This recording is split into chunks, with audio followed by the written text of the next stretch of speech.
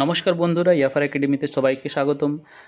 মহিলাদের জন্য আবারও আসছে একটা সুবর্ণ সুযোগ। আপনি যদি সরকারি চাকরির প্রস্তুতি নিয়ে থাকেন তাহলে আজকের এই ভিডিওটি আপনার জন্য খুবই গুরুত্বপূর্ণ। আইসিডিএস রিক্রুটমেন্ট 2026 নিয়ে বড় আপডেট সামনে এসেছে। সম্ভাব্যভাবে প্রায় 16,000-এরও বেশি শূন্য পদে নিয়োগ হতে পারে বলে বিভিন্ন সূত্রে আলোচনা চলছে।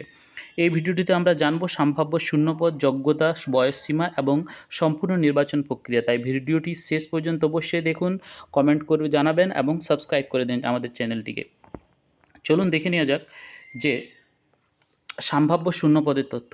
বর্তমানে আলোচনায় জানা যায় যে মোট শূন্যপদ 16,000-এরও বেশি হতে পারে। এর মধ্যে সম্ভবভাবে সুপারভাইজারের প্রায় 6,000 প্লাস পদ, আর কুকের প্রায় রয়েছে 7,000 প্লাস, আর হেল্পারদের জন্য 3,000 প্লাস। তো মনে রাখবেন, এটা এখনও সম্ভাব্য সংখ্যা। এরপরে যোগ্যতা ও বয়সসীমা।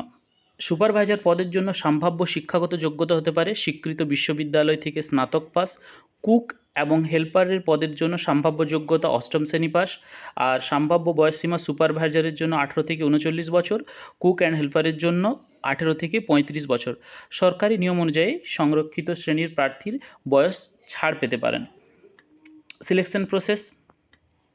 এবার দেখে নেওয়া যাক সম্ভাব্য নির্বাচন প্রক্রিয়ার প্রথম ধাপে হতে পারে প্রিলিমিনারি পরীক্ষা, এরপরে হবে মেন্স বা লিখিত পরীক্ষা, পরবর্তী ধাপে পার্সোনাল টেস্ট বা ভাইবা নেওয়া যেতে পারে, সর্বশেষে প্রকাশিত হবে ফাইনাল মেরিট লিস্ট বা যার ভিত্তিতে নিয়োগ সম্পন্ন হবে। বন্ধুরা, আবার মনে করে দিই, এটা কিন্তু একটা সম্ভাব্য তথ্য। অফিসিয়াল নোটিশ প্রকাশ হওয়ার সঙ্গে সঙ্গেই আমরা আপনাদের সামনে বিস্তারিত আপডেট নিয়ে হাজির হব। ভিডিওটি ভালো লাগলে অবশ্যই লাইক, শেয়ার করুন এবং গুরুত্বপূর্ণ চাকরির আপডেট সবার আগে পেতে ইয়াফার একাডেমি চ্যানেলটি সাবস্ক্রাইব করে পাশে থাকা বেল আইকনটি চাপতে ভুলবেন না। ধন্যবাদ, ভালো থাকুন আর পড়াশোনা চালিয়ে যান।